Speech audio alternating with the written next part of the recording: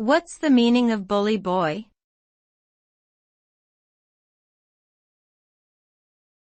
Bully boy.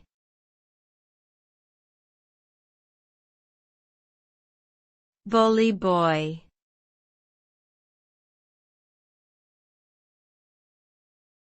Bully boy.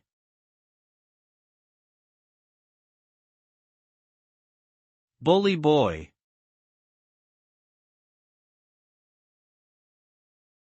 Bully boy is a term used to describe someone who intimidates or mistreats others, often using physical force or the threat of it. The term has historically been associated with schoolyard bullies and aggressive behavior in children, but can also apply to adults who use similar tactics to exert power over others. Being labeled as a bully boy can have serious consequences, both socially and legally.